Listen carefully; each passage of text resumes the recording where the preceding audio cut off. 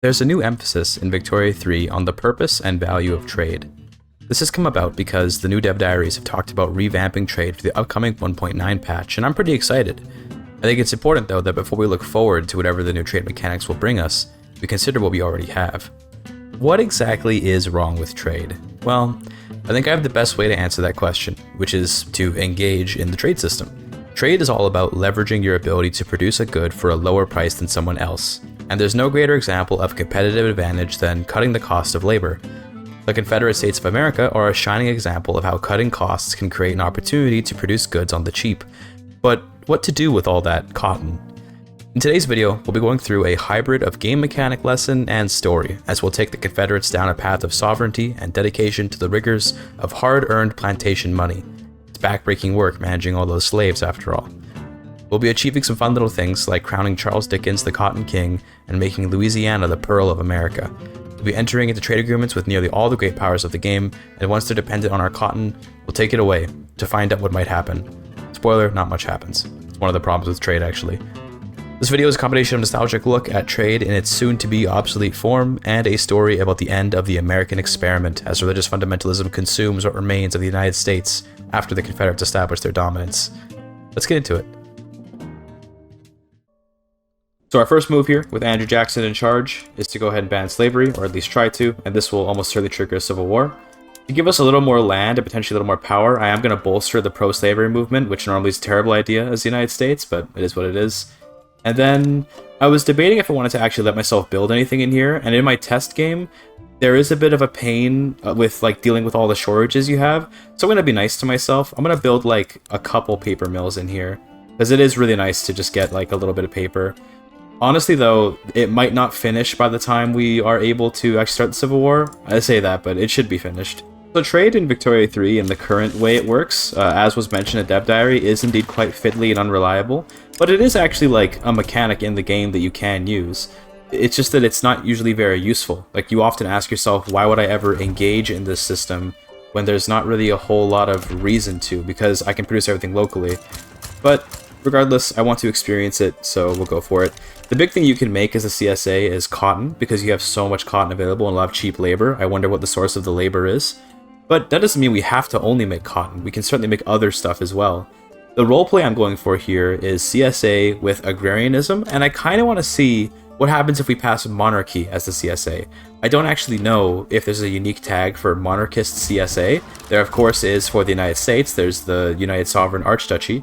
But we'll see what it looks like on the CSA, if there even exists a unique tag for it. Anyway, the Civil War has begun, or rather the Revolution has begun. The Civil War isn't here yet, but it will be soon.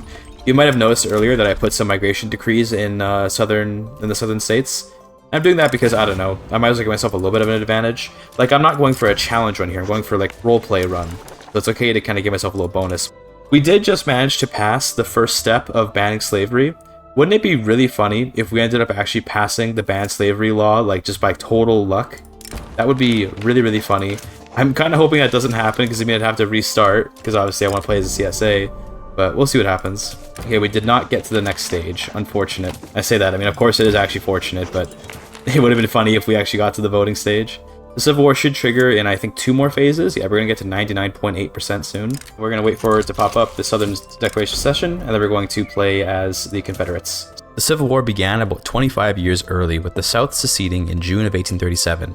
There's a good reason why triggering the American Civil War right from the beginning of the game is a bad idea, and it's that the CSA will destroy the USA this early on, and we'll be demonstrating that by playing as them. I say they would destroy the USA. I'm sure a player can get a victory out of this scenario, but it's a whole lot of effort for not much gain. Here's how you play them.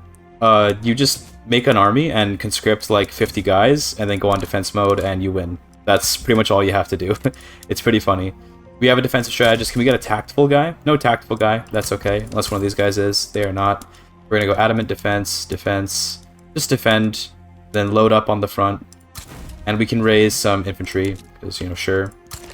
20 should be, like, that should be plenty. We don't even need that much. And in the meantime, we'll work on fixing up our economy. So if we look at our market, immediately there's huge problems because we've been cut off from the American market, so there's just a bunch of stuff missing. We can fix this with imports, which I'm going to do temporarily. The problem is you don't have a lot of bureaucracy.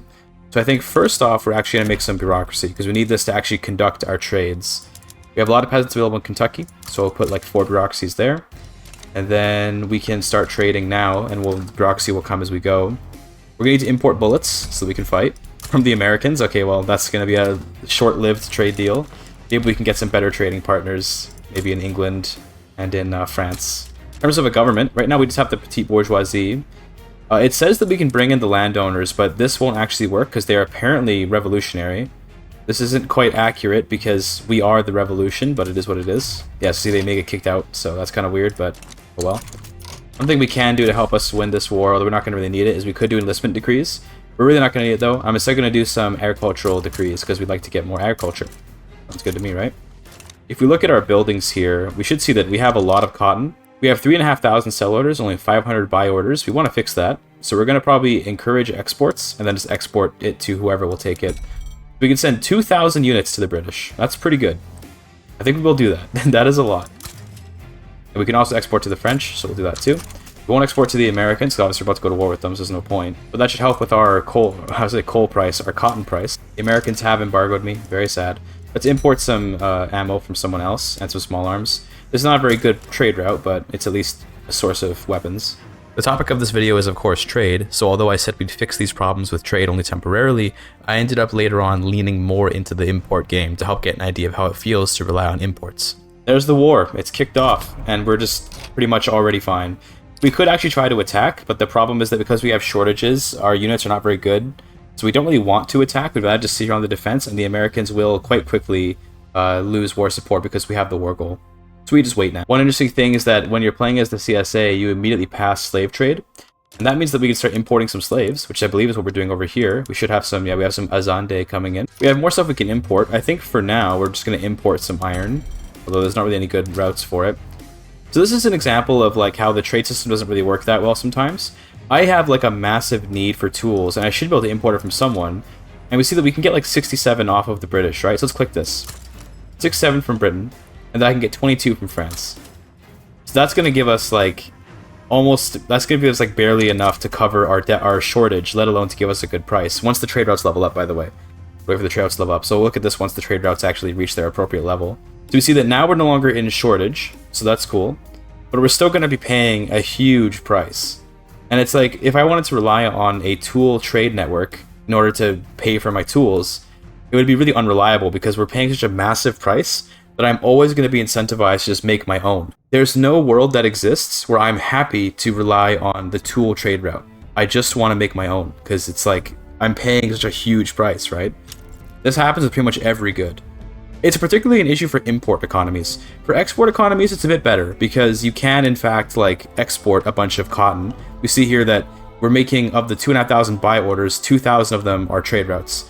So it works a little bit better in that case. I suppose the issue is maybe just that the AI doesn't produce enough stuff. Because one thing to say is that if the AI were making more tools, they could provide us with more. The problem is they don't make a whole lot. So if we look at the trade route, we could also do protect domestic supply to help them grow a little bit more. But if we look at the trade routes here, like, they're just not going to be that good unless the AI makes a lot more tools. See, they only have the price at 40.8. If they were to get their price much lower, then maybe we could actually take advantage. But one thing I will say is that our demand is not super high compared to their output. Like I mentioned in the beginning of the video, trade relies on a large price difference between goods in two markets, but that actually isn't quite accurate. The more important stat to consider is the difference between the sell orders and buy orders of a market. Let's say the British did indeed have 10,000 units of tools, and they had alongside that 12,000 buy orders of it domestically. That would make their price hover around plus 20%. If I wanted to import some when my price is sky high at 70%, I would be able to get my price to reach equilibrium with the British very easily because my total buy orders are less than 200. My trade route would barely dent the British market, while they could carry me on their back.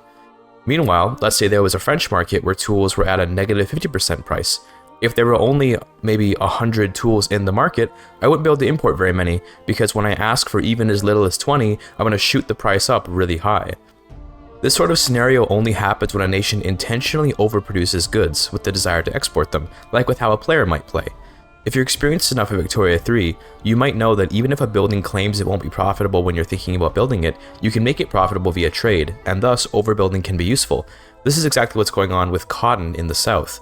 Although we were providing a lot of cotton demand once we had the unified American nation, We still have all this cotton, but it's not that it's not profitable. It might seem like it, it's that we just have to go and export it, and once we do, it is very profitable, even though the game might tell me it isn't. The AI does not think this way, and will not overproduce anything in order to make a trade-oriented economy, even if it can be very effective. Oh hey, looks like while we were rambling about trade, we actually won the Civil War in the background of the video. I didn't talk about it because it really is as simple as defend the front for however long you need to, so yeah, let's move on. Here comes the war with Texas. I'm pretty sure we just win. I don't imagine the Texans can resist us. And then we have a board with Mexico, and I don't know what I'm going to do about that exactly, but we'll see what we do. Stars and bars. Oh hey, a cool, unique event for the Confederates, by the way. This gives you 9 years of extra cotton plantation throughput and interest group approval from the Southern planters, which is fine. Now I'm thinking about making a power block, and there is a somewhat ambitious goal I have in mind for this run, maybe. And that is that I could do an ideological union, like so, and use creative legislature to maybe try and like spread slavery around the Americas. It could be kind of funny to do that. It's definitely an idea. I'm not like dedicated to it yet, so we're gonna see first. But I would like to do maybe something creative like that. That sounds kind of funny. We got some mass migrations from France. Let's go. The Bretons are arriving. We probably should try to compete for mass migrations, right? I guess we can go for like Virginia. Sounds good. See if we can get a bunch of people migrating in here, because we could use the pops, right? If we look at our current trade routes, by the way, we can see that most of them are doing pretty okay. We're gonna get rid of the American ones, of course, and anything that's not profitable. We're still importing weapons because we do want the weapons, but everything else looks pretty good. We're kind of relying on the imports from Britain and France right now for tools and for grain, but as we get our own tools up, we don't need it anymore. Speaking of which, we can probably cancel some of these trade routes now. This is another one of the many downfalls of trade in the game. I am pretty much always incentivized to break trade routes in favor of domestic production for all the same reasons I mentioned before about prices, but also because the barrier to entry on domestic production is so low. By importing tools, I only allow the British to make money selling goods, where instead my pops could. My pops invest in my economy and consume goods in my market, whereas British pops invest in the British market. Now, this could be considered a flaw of any import-based economy, so that's not really a Victoria 3 problem, but what Victoria 3 fails to simulate is the difficulty of domesticizing an already popular good, especially if that good is of high quality. I don't want to transform this video into a mechanical critique video, so I won't, but essentially, in real life, an import is nice because you can just immediately get your hands on a product which has been produced by a nation that already has all the economies of scale and infrastructure to make that good for a reasonable price. This is, in some way, represented by Victoria 3, since building up tool workshops myself will take time and money, but it's not like the trade route is in any danger of going away because I'm making a competing tool business, nor is it the case that my tool business will die because of this import route. All I have to do is make the tool workshops and then cancel the route once I have enough local sell orders to replace the now lost British import. To summarize, this flaw in the trade system is that trade can so easily begin and end. At any moment, a once booming trade route can be cancelled and there's nothing that can be done about it. With how important money is in Victoria 3 and the economic system in general, some trade routes ought to be so important that nations would be willing to go to war over them. I'm looking at you, Opium War. We can probably stop importing small arms because I'm subsidizing my small arms industry. So let's not import anymore because we're just competing with ourselves right now. We can also stop importing some tools because we're making our own at this point. So let's do that. We have no need to import them anymore because we have our own source. Now what we need is iron, and that's totally fair. We'll get that soon. Do we just go straight for agrarianism? I kind of think it'd be funny if we did that. Could also go for monarchy right away, but I think we do agrarianism first. And then if we can get a traditionalist, I mean, well, actually we have the religious folk in, so we can just do state religion right away. That sounds kind of funny. We do have a Catholic rights movement, but we can just probably ignore them, or we can suppress them. In fact, they are marginal, so they wouldn't matter. Okay, cool. So we can pass state religion. We're going like total like conservative CSA here. Meme playthrough, but a fun playthrough nonetheless, hopefully. Interesting by that the USA keeps Dixie as a primary culture even when the Civil War ends with them losing. I find that just interesting. Not crazy, it doesn't have huge implications, but I would have thought they'd lose Dixie maybe. Dixie migration from the United Synods of America. Excuse me? Protestant theocracy? Okay, yeah, that's you don't see that very often. Wow, this must have been a coup. Oligarchy, theocracy, total separation though, by the way. Remember, the church has no interference in government functions, but it is a theocratic oligarchy. You know, there's nothing strange about that at all. I wouldn't worry about it. This video isn't about government or anything, but yeah, this is really funny. The reason why a total separation and theocracy can happen is that when a law is forced on a country by an event, such as a coup, it bypasses the normal requirements. Civil war nations are like that too, which is how you can get cooperative ownership without a council republic or a corporate state, for example. It creates some funny scenarios, but of course, it is entirely nonsensical to have total separation of church and state while the church is the state. So with agrarianism, what we actually get is mostly not very different from interventionism. What actually changes is how your investment pool contributions work. So we're not going to be actually better at making plantation goods, we're going to be better at building plantation goods, because we'll have a private sector that more effectively contributes to the agriculture industry. But we're going to pass agrarianism any second now, right? Surely we pass it right now, I believe. Yes, sir, there we go, there it is. Okay, agrarianism. Now, we're going to continue down our conservative path here. I want to do the total separation over to probably just state religion, to be honest. Yeah, that sounds good. So we're going to Protestant it up. The Catholic rights movement and the animist rights movement are too low in support to possibly rebel, so we don't have to worry about it. And now that we have our iron mines built, we are starting to slowly reduce the price, which is good. And with some iron available, we'll be able to actually get our fertilizer up, and then with the fertilizer, we can get these farms going, and that's going to be beautiful. I'm going to subsidize it. We're going to use subsidies quite a bit in the beginning of this playthrough, just to kind of force some industries through. In fact, I'm probably going to put a decree there. Let's get rid of one of these agriculture decrees and put it down over here instead, because you want to make sure that we have a lot of farming available. The issue here might honestly just be population, because Louisiana doesn't have a lot of people in it. Also qualifications, I got to keep that in mind too. We are much less well educated in the north, so we don't have a lot of qualifications around here. But it's okay, we'll work on that. You can see how we're more shades of white and red, whereas they're more shades of green up in the north. That's reflecting the lack of qualifications in our country. We do actually have public schools. We'll replace them with religious schools soon, of course. Hopefully we can pass this. I would like to, for the sake of our LARP. Wow! Okay, I guess we're not passing it. That's amazing. Great. Well, it is what it is. Legislative failures. So we'll pass something else then. I guess we can go right for monarchy. Question is, do we have a king that we even like? This guy is erudite, political operator, and pious. Yeah, okay. Is anyone better out there we could invite? We can't invite anyone. We could make this guy the guy. Literary is nice, but I think that he's a market liberal, which is bad for our agrarian style. Let's just go for it. Let's go for monarchy. I want to see if there's any special tag that comes with it. Here comes a new election, but I'm pretty sure that the Democratic Party just wins immensely. Yeah, looks like it. There's just not really like any way for the intelligentsia to win anything when they're so weak. Let's see if we get monarchy here. There we go. Okay. Confederated Sovereigns of America. No cool flag though. No cool flag. Very sad. With King Seth Fairfax. He's alright. He's alright. Erudite is pretty nice to have, I guess. And then pious is nice for our particular attempts to empower the religious folk.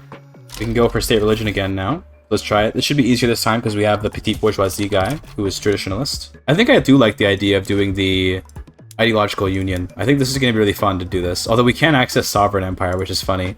What kind of names can we get? Columbian Pact? I wish there were more cool names, by the way, but there's like barely any unique names for any of these, anything. There is Golden Circle, which I believe is unique to the CSA, but beyond that, not really anything cool. It is definitely quite the alternate reality here, where America has become a Protestant theocracy, with total separation, by the way. I want to point that out again, total separation, theocracy. They are putting wealth voting back in, so they're not quite an oligarchy anymore, at least for now. So it's funny that there's United Synods of America and the Confederated Sovereigns of America. It's just like, it's a world of complete upheaval of the American way. State religion is going pretty well so far. We have a pretty high chance to pass because we got a event called Miracle Workers. They gave us a 40% bonus, so that was pretty nice. We're about to finish our rice farms over here, by the way. And we need more fertilizer, of course, so we'll get some more fertilizer. I'm going to keep building in Louisiana in the hopes of attracting more migrants there. So let's build a little bit more here. And we're also going to need tools, so let's put the tools over in Virginia, I think, because we have the local resources for it. And we're going to need steel and engines and stuff soon, so I say we just continue to build up Virginia, because it has coal and iron. Let's get a steel mill and a motor industry. And we already have railways researched, and once we have railways, we can start really accelerating our growth. Funnily enough, with particularly the CSA, you don't really need railways as much as other countries need them, and that's because as the CSA, you're presumably doing a lot of trade.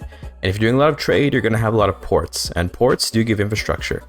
Now, we're going to talk a bit more about ports and convoys, as I'm sure you're expecting for a trade video, pretty soon. But for now, just keep in mind that railways are maybe not that important actually, and I'll see that soon myself as well. American diplomatic play against us. Okay, they're coming for me. Alright then, alright. Well, I guess we're doing this. What would I like to take? I mean, first of all, let's mark some interest so we can take more stuff. They didn't actually have any interests up. I think regardless of anything, I'm gonna want to conquer something because we want to get, we want to get going here in terms of like getting an advantage over the Americans. I think we at least take like Oklahoma. We at least do that, and maybe also like Illinois to cut them off from the west. It is, or rather, we'd have to take Ohio for that. If we take Ohio, we just sever the entire west from them, and that's really strong. I think we do take Ohio, and we add war operations. That sounds good. Now let's raise a big conscript army. And I think I will actually go ahead and enable a bunch of conscription decrees. We're gonna need these. There we go, that looks good. We can get even more units that way. And we'll just do a bunch of cavalry and infantry. I'm not going to use any artillery because cavalry is kind of just strictly better until you get to shrapnel artillery. I'm pretty sure we absolutely destroy the Americans because we're willing to use our enlistment decrees. We do nonetheless have Robert Lee here to help us with the defense, so that's cool. I think for now we sit on the defense. Let's not attack yet. Let's first defend, and then we can do some different tactics later. We want to like weaken his army a bit, then push, and then we have to be smart. If the front splits, don't get lazy. Actually go and try to like deal with the front splitting. Let's not be dumb. Here goes. Okay, so far we're losing a battle. Good start. Make sure I pay my units. I am paying them. That's good. We're winning over here at least. We're winning over here. So it looks like we're winning mostly. We're just losing one battle. The longer we go to war, the longer we have to conscript, but the longer he has to conscript. However, I am also conscripting with enlistment decrees, so I think I have a better chance. If we win this war, like fully, and we get Ohio, it's going to be huge, because all of this gets cut off from his market. Garibaldi offers his services. Okay. I mean, of course, we're going to welcome Garibaldi to the army. Garibaldi, I think, would probably have no nation he would be more opposed to than a monarchist, state religion, enslaving Confederate States of America. But he is here nonetheless. I don't know why he's here, because we're not a republic fighting against a monarchy or something. We're not like in any way aligned with his values, but he's here, and I guess we're just gonna have to deal with that. We did get DC, by the way. We have DC. Now all we have to do is defend. I think, honestly, since we have DC, we just swap to defense, and we just wait till we win. He probably can't ever push me out of DC. I don't think he can do that. It's going to be a very aesthetic border, except for, I'd say, except for the fact that we're going to Ohio. Like, this is going to look a little bit bad, having Ohio. But later on, we can conquer Indiana and Illinois, and then we can have a nice border. We're about to win the war, it looks like. -5, there it is, okay. Taking Oklahoma, Ohio, and war operations. Cool. That's not as bad as I thought it would be, but we should see the cutoff. Look at that. That whole thing is now cut off from America. That's really, really good for us. And we can probably incorporate Ohio, like, immediately, right? And it's a bit much. It's a bit much for the incorporation cost, so we'll wait. We'll incorporate at least Oklahoma, which, funnily enough, is not a Dixie homeland, because they haven't gotten the Mexican Cession or anything. That's pretty funny. Ohio's nice to have, though, for the coal and the lead, and the wood, of course, so we're glad to see all this. I do have a lot of investment pool that I'm not currently using. Let's maybe try to fix that by building a bunch of construction sectors. The problem is that I'm not actually on laissez-faire, which means that it's pretty, like, difficult to get a good, like, usage out of our investment pool, because we don't have the budget to use the other portion of our construction, but we don't want the investment pool to pile up, so we're going to do this anyway. Seth Fairfax has a child, a slaver southern planter. Okay. Our construction sectors are almost ready. That's good. I might actually pause construction while they're, like, later on to let the investment pool drain a little bit. But we'll see what we do. SOL is not too bad right now, by the way. It's getting better over time. Probably because we've made all that grain. The SOL in America, though, because they've been cut off now, is pretty terrible. So there may be some separatist movements. If there are, we will, of course, support them. We are now having, of course, an iron price issue. Maybe we can import some, though. Let's see. We can import some from the British. That sounds good. We'll eventually make our own local source, but an import for now is fine. We also need tools. Again, same thing. We'll make our own eventually, but let's import some for now. Remember that we're not playing laissez-faire, so the interest rate is kind of high. We don't want to deal with too high of an interest rate. Frederick Douglass has arrived. Oh my goodness. Damn. It's Frederick Douglass, but he's in the CSA. I mean, it makes sense. If the Civil War did happen this early, then he would be in the CSA, not in America, I guess, but still kind of funny. Not sure what we'll do with him, but we'll see. I'm pretty sure that if Frederick Douglass were born into the CSA, he would have been born in chains, as opposed to being an intellectual, but, you know, whatever. Unfortunately, our king is compliant, which gives minus authority. I suppose there's worse traits, but still not very good. Garibaldi bids farewells. Goodbye, Garibaldi. Nice knowing you. A legendary general, but we can place him with James Longstreet, who is also super good. He's defensive and offensive at the same time. Very cool. He is a radical, though. Ooh, he might be against the monarchy. We can't allow that. He's too good of a general, though. We have to have him. Using this army that I'm making, I think I will go after Mexico, but we're going to wait a bit. We're going to wait till the army's actually built, and we'll go for it. We are gaining more and more pops here in Louisiana, but honestly, I'd like this to grow a bit faster, but it's growing slowly but surely. If we can get Mexico into our power block, there will be a lot of Mexican peasants that maybe will migrate in. So that could be good. Damn, Prussia's giga-chatting here, man. I guess because Britain's helping them is what's happening. This is basically just Britain carrying, presumably, and then Prussia helping. You can see by the casualties who's kind of doing more of the work. Britain's taken almost 300,000, Prussia only 120,000, Bavaria also 120,000. Gives you an idea of who's really doing the work. There it is, wow, Bavaria. Taking Tyrol and Austria proper. That is amazing, just in terms of, like, Bavaria actually doing something in the game. Good job, Ludwig von Bayern. Taking advantage of the Prussian war to get something out of it. Well done. GDP steadily rising. We're at number 8. That's not bad. We're almost up to Prussia level, which makes sense. We're about the size of a country like Prussia, I'd say. We're a bit bigger, but sparsely populated. I do think we're going to go after the Mexicans pretty soon. I've been improving relations, not because I intend to be friends, but because you can, in fact, make Protectorate play on someone despite having high relations. So we're going to do that. We can even get Great Britain to do it for us, which sounds good, to be honest. I think we do it. I think we just go, like, yeah, make Protectorate play. We can call on Britain to help us. And we probably want to conquer Texas, because that way we have our proper borders. It's going to cost a little more infamy, but I do want the rest of Texas. And let's do it. Do we want to call on Britain? I mean, why not, right? Britain's going to just carry us, probably, so sure. Hell yeah. In fact, this might even make Mexico back down, in which case I will do some primary war goals, just in case. Frederick Douglass has a point. Does he, though? Does he have a point? Sure, you can have a point. Oh, I think they back down. Okay, that's beautiful. Looks like they back down. Thank you, Mexico. Very appreciative of that. And now, I can work on getting their Liberty Desire down. We can make them into a puppet later. I'm going to reduce their payments, and we're going to let the private sector build for a bit. I'm going to raise taxes, just so we can get out of debt. Let's also lower all this. Let's just go like balls to the wall and just raise a bunch of taxes. We'd like to fix up this debt issue. The pain of not being on laissez-faire is truly immense. The truth is that although you'd think agrarianism is best suited to agrarian economies, turns out that all agrarianism does is make your aristocrats invest their money more efficiently. It's still a lot more effective to just be on laissez-faire so that you can use more of your construction sectors for the private sector without ruining your budget. Not to mention, the extra company slot lets you make a company for a plantation good if you want, and if you do that, then your plantation goods will be owned by capitalists anyway, meaning laissez-faire is better for investment despite your economy being agrarian. Basically, I'm only doing agrarianism for the roleplay. It's pretty much objectively the wrong choice here compared to laissez-faire. Also, I'm realizing that rather than nationalizing our cotton plantations to make some money for the government, why don't we just use the fact that we have cheap cotton to make a lot of textiles? Like, that sounds pretty good, right? The problem is we don't have any silk, so we can't do luxury clothes, but that's okay, right? We can live with that. We do have at least a local source of dyes. In terms of getting silk, we could probably attack China and use Britain to just do it for us. So maybe we just do that. The problem is they no longer have their like opium addiction modifiers, so they're not going to be as easy to defeat. And also Britain's going to very stupidly put all their men in Hong Kong instead of actually doing a naval invasion. So it probably wouldn't work very well. There's pharmaceuticals. I am going to do public healthcare. Even though we're going like the religious route, public healthcare is too good to pass up, so we're going to get that. You know, we're like an enslaving, religiously intolerant, kingdom in the south, but that doesn't mean we're not going to give healthcare. We're not barbarians. We're not total savages. Come on now.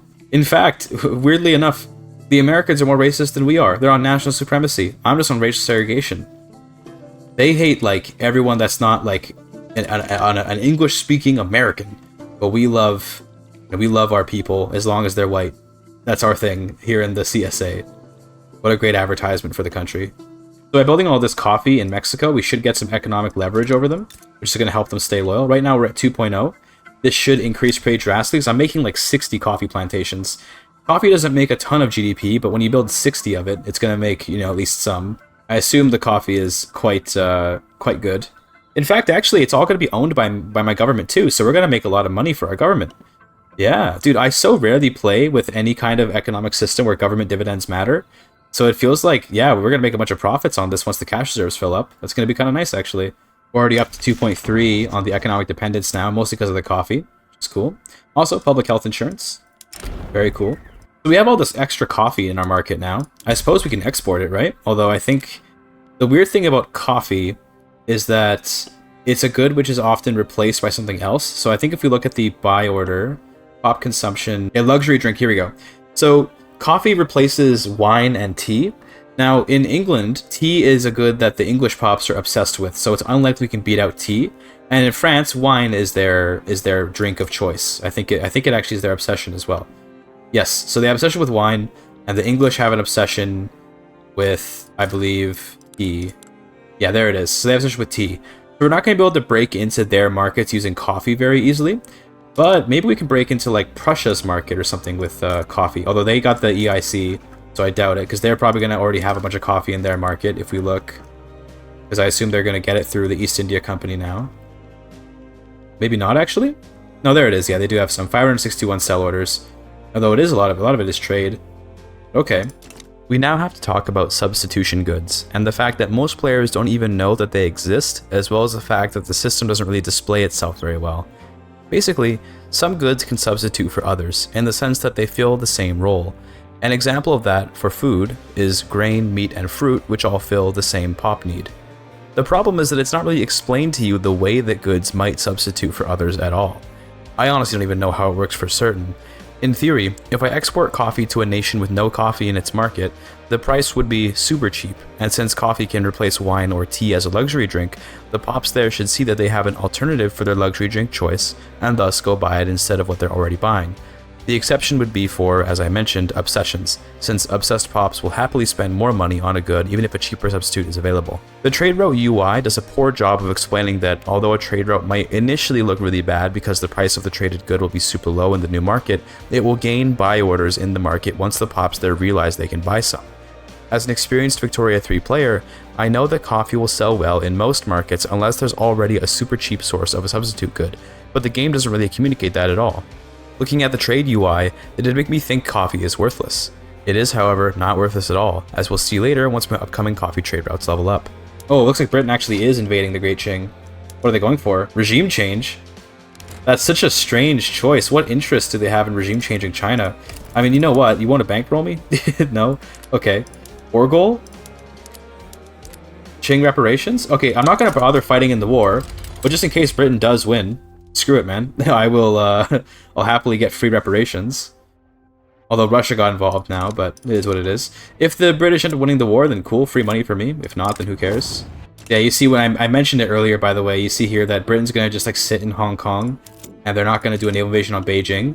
Which if they want to win this war, they're going to have to actually push through a ton of Chinese pops all the way up to Beijing, and that will take forever. So I get the feeling they're not going to win this war, unless, hilariously, they have to lose Hong Kong to have a better chance of winning this war right now, because of the way the AI functions. How's our Louisiana population? We're over 1 million now, which is good.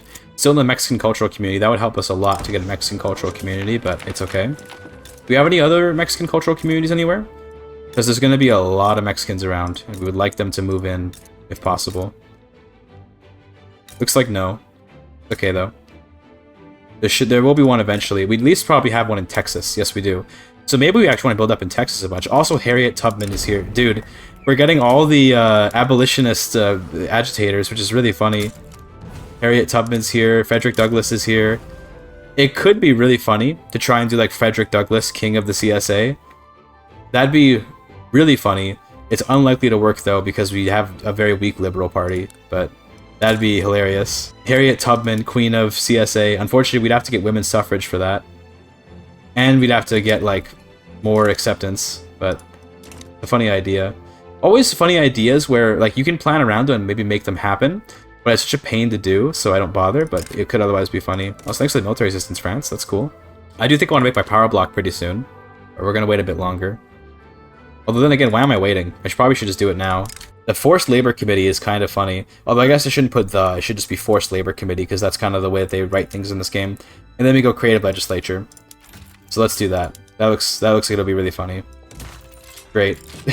And now, I believe I can force Mexico to put slavery back in. Or maybe once they're a puppet, I should be able to anyway. But yeah, that's really, really cool. If we did want to make someone else the king or queen of this country, we would have to get off of monarchy, which is surprisingly easy to do because the planters want to get off of it. About to get universal suffrage. Pretty nice. Does that mean the slaves get to vote with the universal suffrage? I guess we can actually check that by looking at the voting analytics, but yeah. There you go, Russia's out of the war, and now this should be an easy clap for Britain. I say that, but actually they still have a negative on the front, but it's okay. I'm gonna surprise attack from the south. GIGACHAD. That's what we do in the CSA, we surprise attack from the south. Okay, there's universal suffrage. I pressed escape too fast so you didn't see it, but there it is. Pretty cool. Could go back to serfdom. Oh my goodness. Wouldn't that be something? I don't think we're gonna do that. That would destroy the country. I think we're good with the current law set. I think we're gonna keep it how it is. Here come my Qingguo operations. Very exciting. Gonna be a nice chunk of change. A solid 18,000. Cool. In terms of how well we're doing, by the way, obviously we're not doing super well in terms of our GDP or anything, because we're just not playing a very effective game right now as like the CSA on agrarianism. But it's for the memes, right? I should probably engage in the actual meme of the playthrough and start building up like a real agrarian economy. So I think we already have the cotton. We can start making even more cotton, even more dyes, and pair it with textile mills to get really rich, maybe? That sounds good. If we're going to do more trade, by the way, we're also going to want to build ports. So I think I'm just going to, like, slap ports all over. Like, we'll just do this. Like, just give me a bunch of ports. Because you need convoys to do a lot of heavy trading. This is one of the downsides of trade that actually was particularly mentioned in the recent dev diary, which is that, yeah, your government spends all the money on the convoys, but then the income from the trade goes to the private owners. And it's like, what? Doesn't make any sense. So it's good to know that they kind of are aware of this stuff. Of course, we have to talk about convoys now, which are one of the most hampering aspects of trade in Victoria 3's current incarnation. The big issue is not necessarily to do with having to pay for convoys or having them be limited by your coastline's size, but rather it has to do with how many convoys a trade route eats up compared to a port connection. A port connection is the cost of convoys to move goods from one part of your market to another. For example, if I had land in China, any good that is produced elsewhere and consumed there, or any good produced there and consumed elsewhere would require convoys. The number of convoys required to fulfill a port connection is significantly lower than for a trade route, and I really couldn't tell you why that is. It's just a strange, arbitrary limiter on trade that a trade route requires so many convoys. It's also another reason to keep your market domestic, as trade will eat up an unnecessary number of convoys compared to keeping an isolationist market. In a way, this could be seen as a balancing mechanism to encourage you to want to get someone in your market, given that you may otherwise have no reason to engage in economic imperialism if trade routes can be completely efficient. That's certainly a weak argument though, and if it is the justification, then it's maybe too harsh of a penalization to trade, when paired with how market access price impact works. The next big tech we're looking for is definitely pump jacks, but it's going to be a while till we can get it, because these are all tier 3 techs, and I haven't built any universities, because I'm just being lazy, to be honest. We're getting lots of people into Louisiana now. I'm going to keep building in here, because Louisiana is really nice. In fact, let's just keep expanding, our stuff here, right? Why don't we start our textile mill industry over here?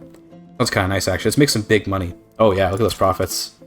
We can see that the coffee that we built in them didn't give them a huge GDP boost, because that's not really, coffee's not a huge GDP producing good, but it gave them some.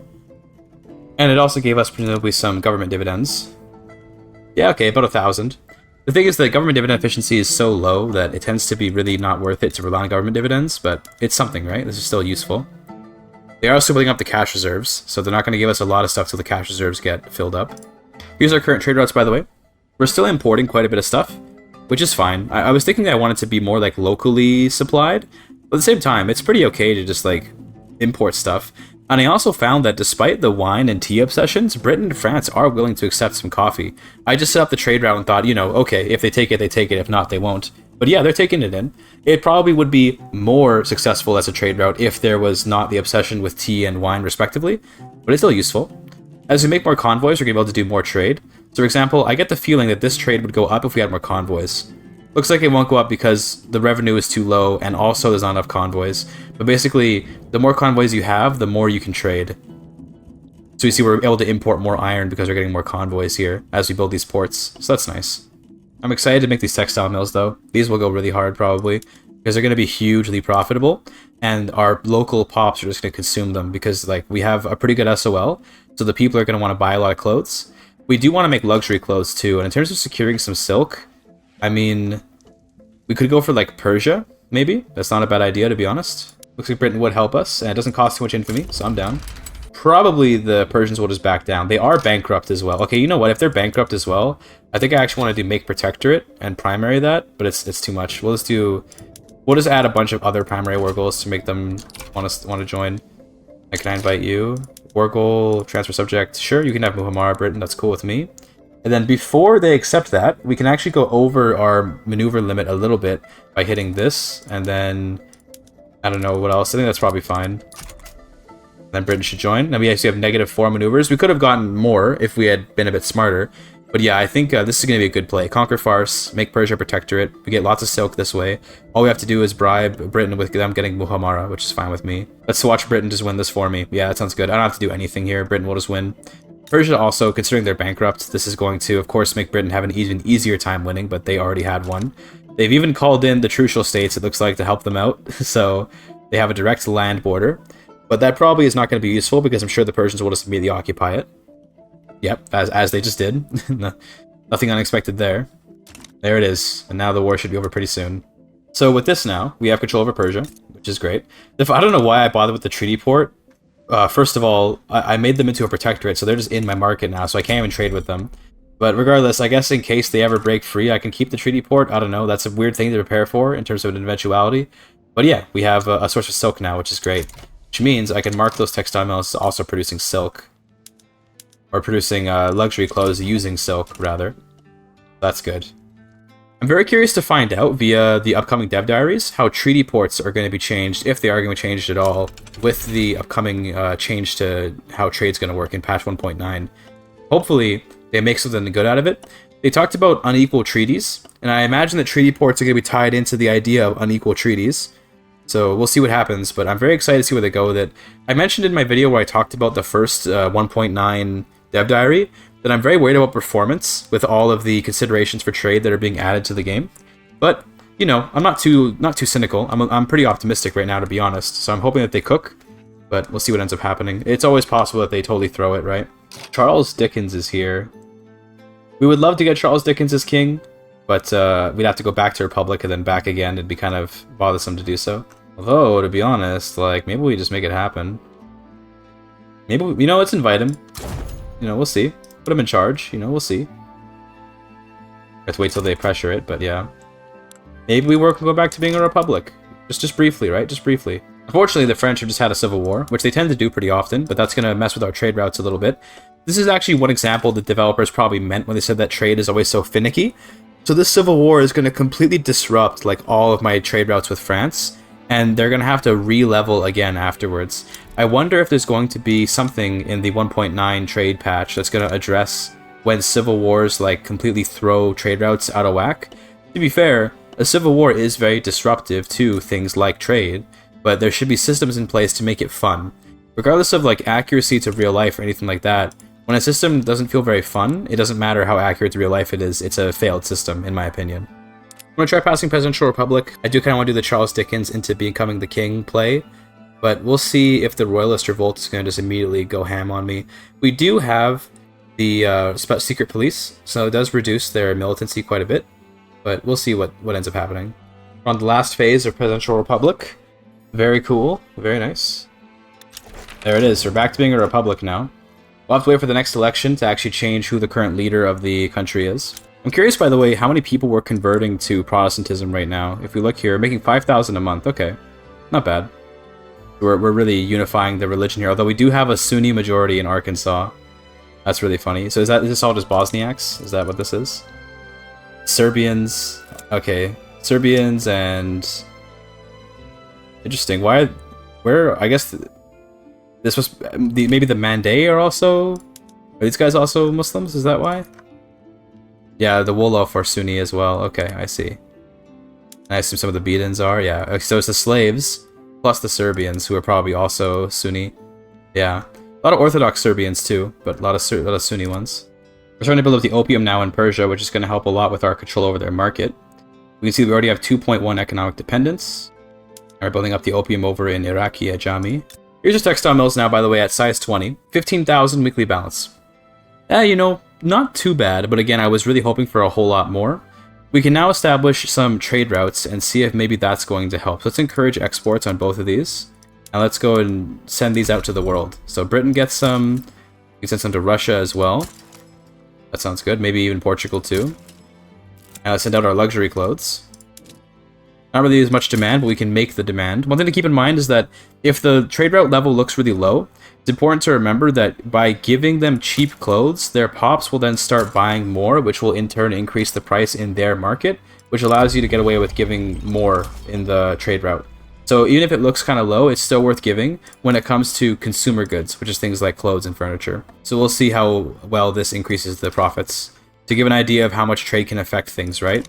So right now we have 18,000, now 19,000 balance. We had 15,000 before. So after establishing these trade routes, we've so far seen a slight increase, but again, nothing too crazy. We'll see how much higher it gets though, right? Maybe it'll get a lot higher once these trade routes start. I'm also going to go and prune some of my trade routes. We can probably get rid of like whatever these kind of crappy low-level trade routes are. I'm going to keep the ones that are exporting clothes though, in case they get better. Looks like we're making quite a bit selling our clothes in Russia. I'm actually going to replace my rice company because it wasn't doing anything with this textile company, so we can maybe even increase the throughput on our textiles a bit more. We'll even privatize these. Wow, they immediately got bought up by the company like immediately. Holy shit, that's crazy. Okay, well now we're making a lot more clothes. That was kind of crazy how quickly it all got bought out. So right now we're selling over 1,000 units of clothes to the Russians, and we can see that that's decreasing their price from 52.5, which is basically a shortage, to 38.5. That's probably significantly affecting their standard of living. In fact, we can probably mouse over their SOL number and see it increasing because of us. Let's see. I'm not sure when I started the route. I don't think it was this far back in time, so it's probably not that serious of an increase, but I imagine that we are helping them quite a bit by giving them all those clothes. Probably their pops are spending a lot more money on just basic stuff like grain, if I had to guess. Yeah, so they're spending most of their money on grain, although clothes is number 2, so we are helping. Yeah. One thing to note about SOL, that most of their pops are still peasants, which means that they don't really buy a lot of stuff anyway, so we are definitely helping them. But it doesn't really matter because their peasants can barely buy any stuff anyway. So we're giving them a lot of clothes, but it's not really doing much. Looks like Charles Dickens is in fact the highest clout of the Democratic Party, which means next election, he'll become president, and then I can make him king. I can't make Harriet Tubman queen, unfortunately, because her culture is too discriminated against, and she's a woman. She's living the tough life, living life on hard mode, for real. When is the election? Because I could start passing monarchy now. Okay, I'm actually going to start passing it now, so that way it should be done passing by the time we actually get to the election. I'm going to do that. It also gets us the petite bourgeoisie trait where they lower our interest rate. That's kind of really good for us right now. We got a new mandate. Damn, it's been a long time since we got one of those. We could continue down the creative legislature path, but honestly, since doing so much trade, why don't we actually grab external trade? This will help us with our trade routes. It's not really going to do a lot besides reduce the bureaucracy cost on it and give some competitiveness. It's more let's say like the third one that helps, but not really. These don't really help with your actual trade route size. They just help with the trade route expenses, which is useful, but not the kind of useful that I was looking for. Oh well. Here comes the election, by the way. Looks like, unfortunately, looks like Charles Dickens has left the Democratic Party. So we have to hope that he wins the election, which we can make happen if we get the right events, but it's not necessarily guaranteed. Let's see. If we get the right momentum events, then Charles Dickens can win this election. Okay, that's a momentum bonus. We'd love to see that. Is that enough? That is enough. Okay, so Charles Dickens wins. Unless another event pops up, but I can always not click it. There's the election over. Boom. That should put Charles Dickens on. Yes, it does. Very nice. Unfortunately, we cannot get any legitimacy. Holy crap. This is like... This is awful. We cannot get any legitimacy. We'd have to lower taxes. We can still at least pass this. Wow, yeah, we can't do anything about this. But hey, Charles Dickens is president at least. Because we have a political movement supporting our passage of monarchy, it will still pass despite us not being, like, illegitimate at all. I could lower taxes, but we gotta get this debt paid off, man. It's gotta go. The debt must go. In case you're wondering why Charles Dickens is so good, by the way, He has two guaranteed traits that are really valuable, and that's Cautious. Cautious reduces how much infamy you create whenever you do a war goal by 20%, which is insane. That's already really good. He also has Literary, which increases the rate at which your infamy decays. Now, in this case, I'm not playing a very hardcore game, so we're not really generating any infamy. I'm kind of just sitting here building up stuff in like Louisiana, right? So we're not exactly generating a lot of infamy, which means this isn't that useful. But in this case, he's just a really famous person, so it's fun to have him on the throne. Also, here comes Pump Jacks. This is going to be pretty crazy, actually, for increasing our cotton output. I guess after that, we can get, like, reinforced concrete, sure. Okay, so there's Pump Jacks. I'm going to immediately put everything onto Pump Jacks, and that means we're going to have an immediate motor industry shortage, almost certainly. But that's okay. We'll let the private sector catch up with that eventually. So we're missing 640 engines. I'm going to import them and see how well we can work with that. Maybe we can just live off of British engines, right? It's possible. And German engines, and French engines, to be fair, but...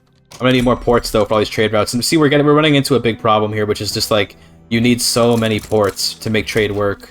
Like, it's insane. If I were a smaller country, I wouldn't even be able to, like, realistically do anything with trade, because I wouldn't have enough ports to do so. I don't even have that many trade routes. I mean, I have quite a few, but I don't have that many. This isn't a crazy number of trade routes, and I'm already, like... my entire East Coast covered in ports except Florida. Like, I have to build them here now, and I can't really get more beyond getting new technology, which will increase the number of ports I can build in one state, and getting better port technology where I can make, like, the higher quality one. There we go. The Confederated States of America. This flag looks different. Wait, did the flag change at some point earlier? I don't know. I wasn't paying attention. The flag was different than it used to look. Regardless, King Charles Dickens of the CSA. A funny meme. The English king of the CSA. Very cool. Now time to ban slavery. I'm just joking. We'll never do that.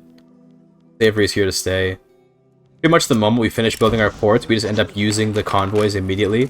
Kind of impressive how much we need our convoys.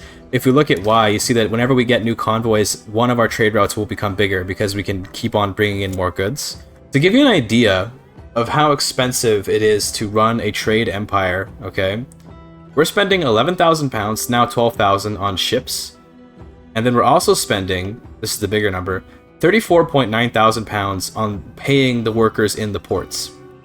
So, ask yourself the question, are these trade routes worth the, like, £50,000 we're investing into them? The answer is very clearly, like, no, not at all. And that's why trade is so tough in Victoria 3 right now. I'm hoping the 1.9 patch, which is coming free relatively soon. I think it's going to come in around May. You can lock in that prediction right now. Coming in around May, I think. Most recent dev diary, as of the uploading of this video, says it's coming June 17th, alongside Charters of Commerce, the DLC. I thought that the patch would come before the DLC. If I have known they'd be a pair, I'd have probably predicted June, but oh well. Because right now, it's such a huge waste. Like, you're throwing money away to bother doing trade. Because all of the buy orders that are being produced by these trade centers, that's effectively what the point of the trade routes is, to create buy orders. I could just fulfill them domestically by, like, you know, increasing my SOL and making new industries and stuff. Or I could just conquer more countries, whether as protectorates or directly as land, to get new consumers, right? It doesn't make sense ever to use trade routes when other options are so much better in comparison. That's the big problem. Regardless of all my talking about how useless trade is, we've actually done a pretty good job of making, like, a relatively okay economy out of the Confederates. They don't really have a whole lot of stuff down here. Like, they have just agriculture, they have plantations, that's their big thing, right?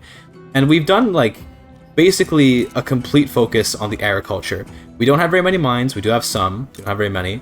We don't have very much wood, again, we have some, but we genuinely are mostly invested in agriculture.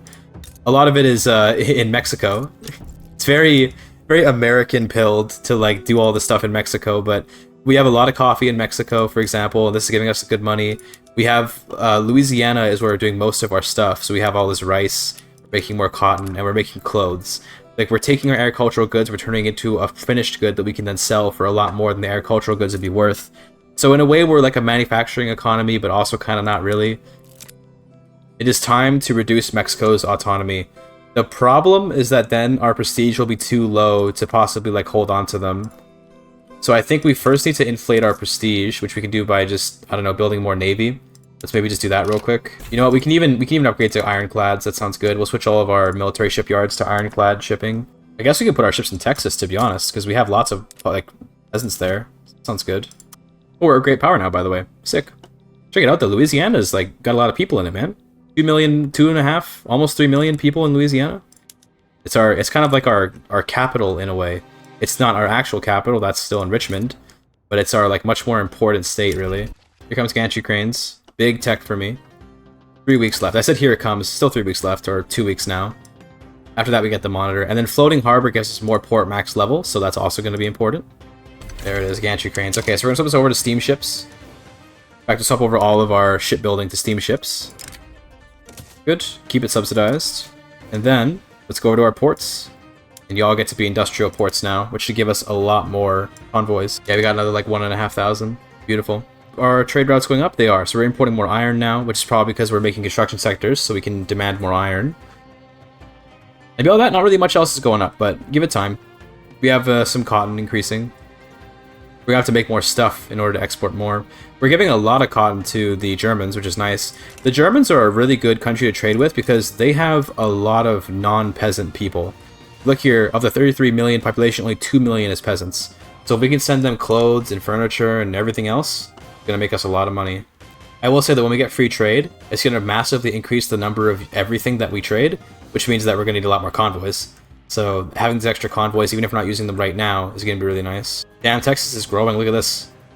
I'm not even like trying to play the immigration game, and I'm getting like 10,000 people coming into Texas and Louisiana. Insane, dude. I could take on Britain's debt of 25 million? Bro, that would kill me. But they'd be willing to let me take it on, though. That's crazy. But no, I will not do that. They're probably like going into debt because they're bankrolling me, which is fair. Also, Grand Alliance by Orissa. Oh my goodness. How did this happen? What the hell?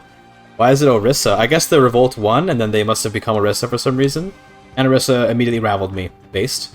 They're still an extraction economy, by the way. Parliamentary Republic autocracy. That's not even allowed to be a thing normally. Multiculturalism. Okay, this is quite the country. Debt slavery with multiculturalism. That's also normally not allowed. Disallowed by multiculturalism, as you can see.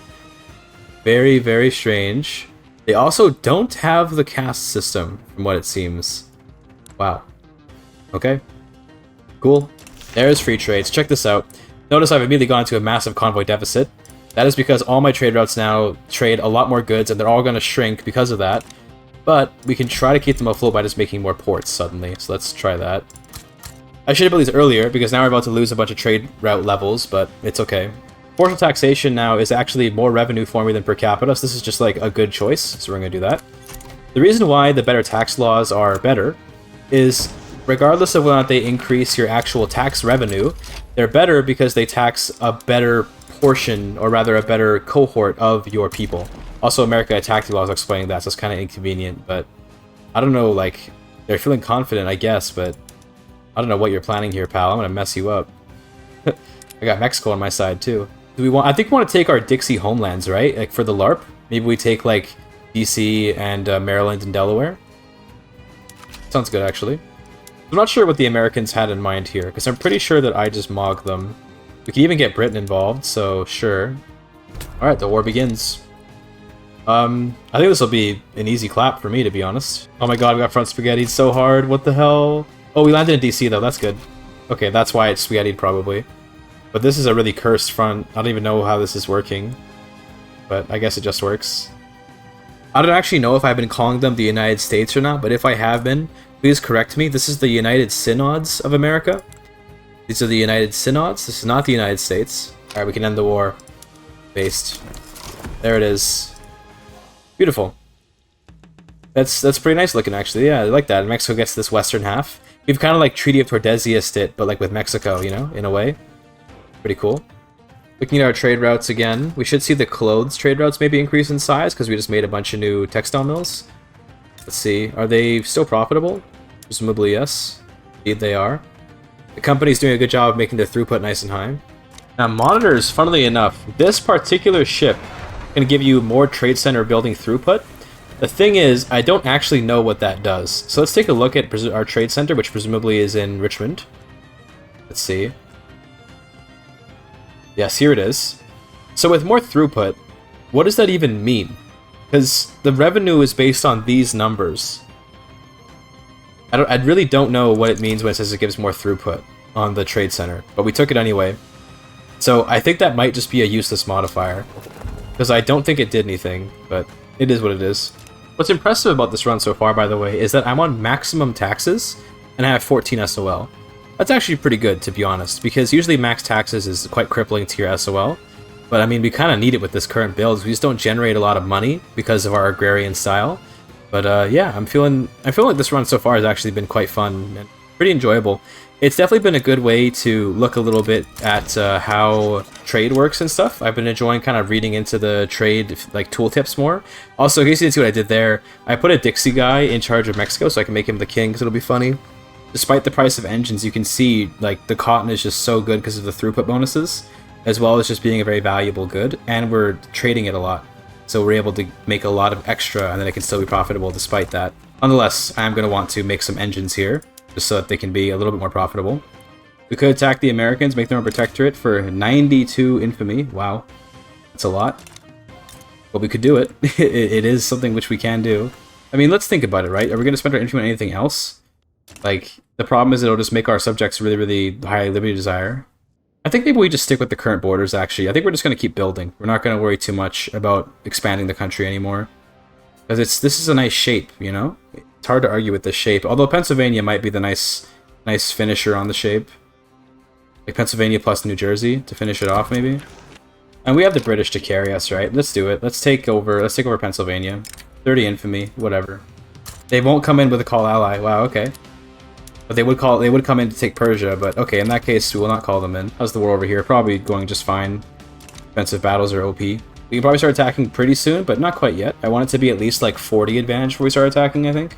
There we go. That's that entire front taken. And now we can all move to the proper front and begin the attack. Conveniently, they're about to attack me, so they're going to weaken themselves while my men arrive. How's the cotton in Texas going, by the way? Looks pretty good. Still profitable. See, look at that engine price. Still profitable. Kind of insane. We are unfortunately suffering from a drought, it looks like, but that doesn't seem to affect the... Or no, that's if there were a drought. Okay. Gotcha.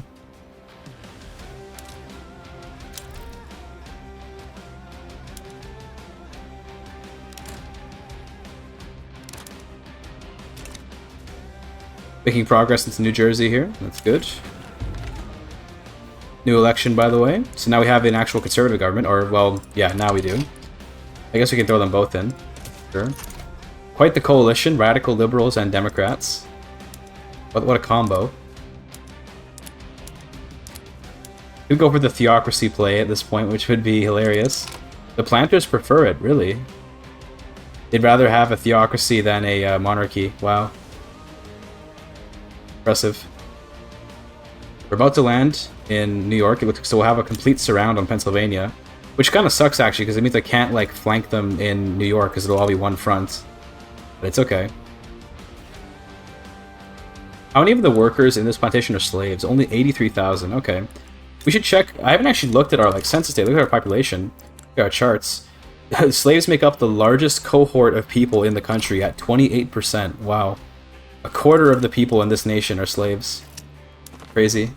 Political strength is mostly in the hands of the farmers and the shopkeepers. That makes sense. What I wonder about is, can slaves assimilate? Like, if we look at, you know, our rice farms or whatever, are some of these slaves Dixie because they've, like, assimilated or anything? They are. Wow. So we actually have, like, some assimilated pops that are just, like, becoming...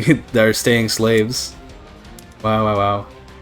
That's something. Dixie animist slaves. We are number 5 GDP now. We're ahead of the French Republic.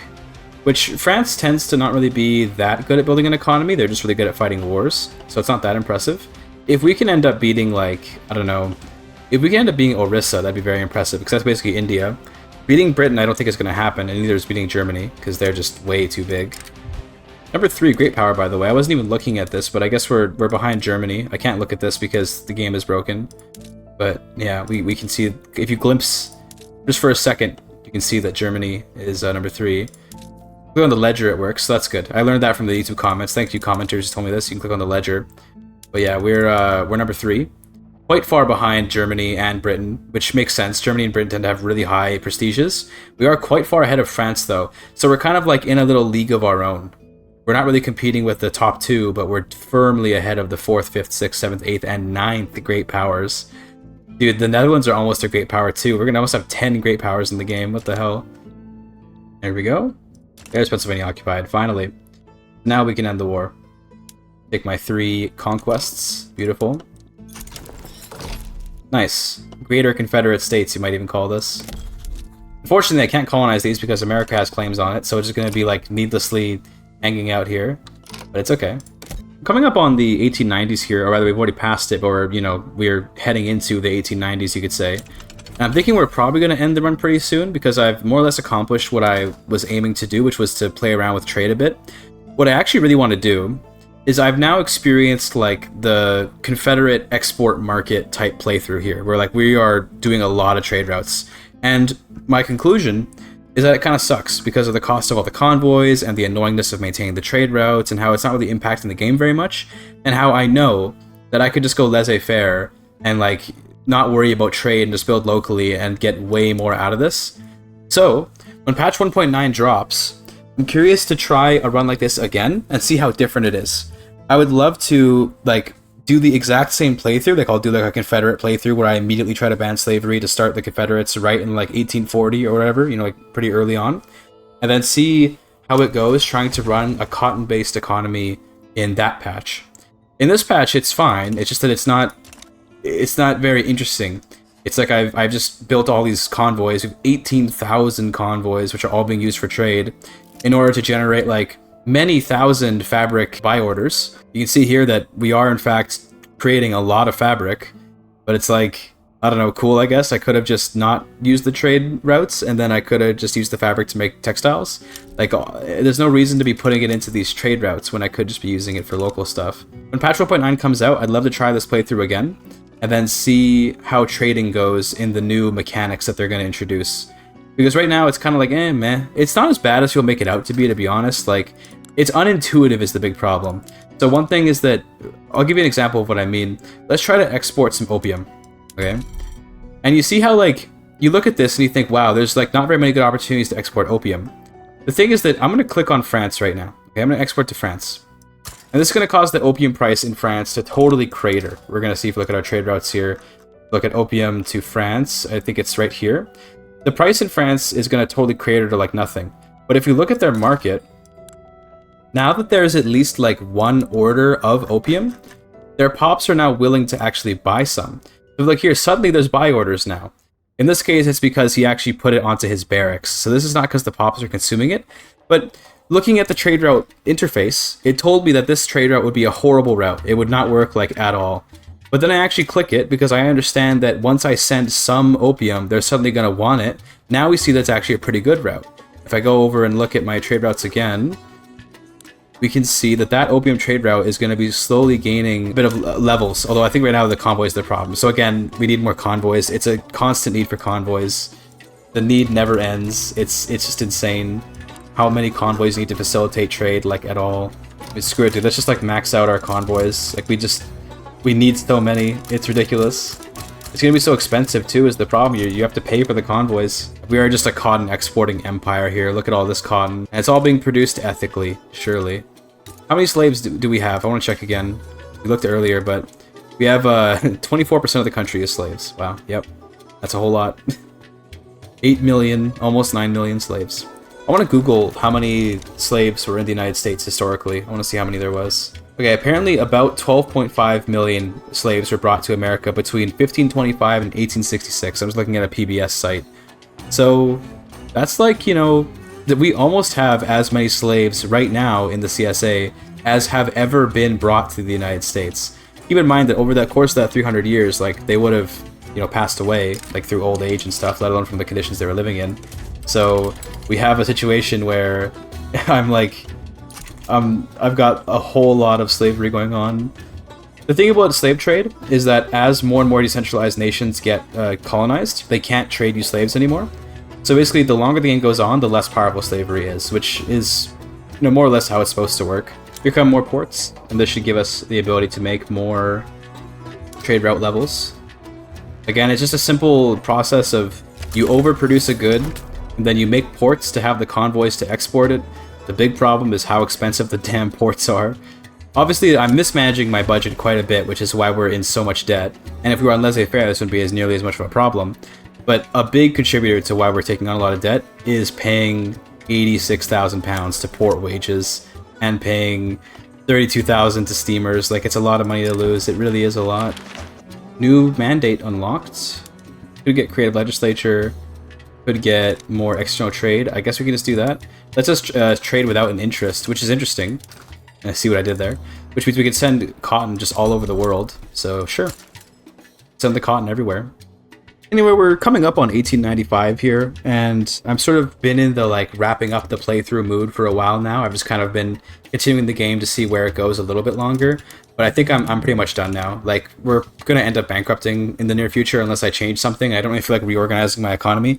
I'm just building ports to see how much more stuff we can trade. I'm really just building all the ports that I can to see, like, can we trade even more stuff? Like, how extreme can we go here? But, yeah. This is definitely fun. Like, I like seeing the big trade routes like this. This is satisfying, but it's just not really useful in the game. Like this is not useful to have. I would much prefer to have gone laissez-faire and just made a economy from the ground up. It's not like on the back of all these trade routes, I am able to run the country well. It's more like I'm just doing it for the meme, and then I otherwise would have been fine regardless. We do get to be the #1 producer of cotton by a massive margin, which is cool. We get to make 3 times as much cotton as the second next cotton producer.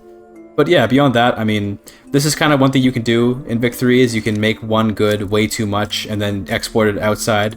And I'm really hoping that in the upcoming 1.9 patch, we can see this become a much more viable playstyle where you could have like your cash crop and it makes all your money, and then maybe you run other stuff as part of your economy too, but you have like this one good that you just totally run your economy off of, or at least run a significant portion of it off of. But yeah, regardless, I think I'm going to call it here. We'll let these last couple ports finish, and then I'll do a little overview of the nation and of the game, and we'll move on from there. Here comes the last port. Building one more in Mississippi. Here it comes. And there it goes. And now we have even more ports, but we're going to see that the convoys will immediately get eaten up in order to increase the level of more of our trade routes. And yeah, that makes total sense. We do have a lot of trade routes. There is one more thing I wanted to test, by the way. One more thing I wanted to look at. So, when you trade with someone, they use those goods for something, right? We can see here in this textile mill in Berlin that they are using the fabric to produce clothes. Now, one thing I'm curious about is, like, what if we just cancel the trade route with the Germans? Is it going to, like, crash their textiles? This is what I did in a very, very ancient USA playthrough I did on my channel a long time ago, where I just, like, made a bunch of stuff, gave it to England, and then it, like, completely crashed their economy. If I cancel this trade route, this is going to cost me a lot, because I'm going to lose 6,000 units worth of sales. But let's see what happens to Germany's textile mills. Do they just immediately get shortages? So you can see that now the price of their fabric is way higher. And somehow their weekly balance went up. Yeah, okay. I don't know. Where are their sell orders coming from now? They have their own cotton plantation. So basically, yeah, okay, so we are able to actually crash their textile industry to some extent by doing this. Do you see how their profit's gone down? They will probably just make like a handful of cotton and then they'll just be completely fine. So you can't like totally ruin someone's economy unless you, I guess, trade a lot of stuff to them. But you can affect it in some way, I guess. Also, new company slot. I guess we can get a... we didn't even have a cotton company, which is really funny. But yeah, I think that's what we're gonna call it now. I'm like mindlessly clicking on technology because I'm just so brain dead. But yeah, this was the CSA. We can look at over some of our best buildings here. We see this cotton plantation in Texas. Looks pretty good. Louisiana was the state we invested the most in. We can see it's got 31% of our GDP. It's got pretty low SOL, only because our taxes are so high that everyone is just really pissed at how much money they're paying. We could temporarily drop taxes and just see kind of how the country looks. You see that we would completely destroy the budget if we did that, but we'll do that for a little while, run that for a bit. And if we look at the culture map mode, it's probably just going to all be Dixie. Yeah, we even managed to Dixify Missouri and Kentucky, which normally are Yankee on game start. The Afro-Americans are chilling here, though. They're just doing their thing. But yeah, pretty fun game, pretty enjoyable. I did have a good time. I did enjoy the trading. I did enjoy destroying the United States. Or rather, sorry, the United Synods. Again, worst possible scenario for the American continent is to have the CSA win the Civil War, conquer Mexico, kind of, and then the United States collapse into a religious conservative backwater. At least they have New York, though. Good for them. In terms of our best trade routes, I canceled the Germany one, but that was our best one. Which is revenue. Looks like it's fabric to France. It's the importing of tools and iron. Those are doing really well too. Importing paper. And then just exporting fabric, exporting opium, fabric. Clothes, fabric. It's just a lot of fabric and clothes and stuff, yeah. So that's cool. That's cool. Again, excited to see what patch 1.9 does. But, you know, we managed to actually have more laborers than slaves eventually. But yeah, almost 9 million slaves. Kind of crazy.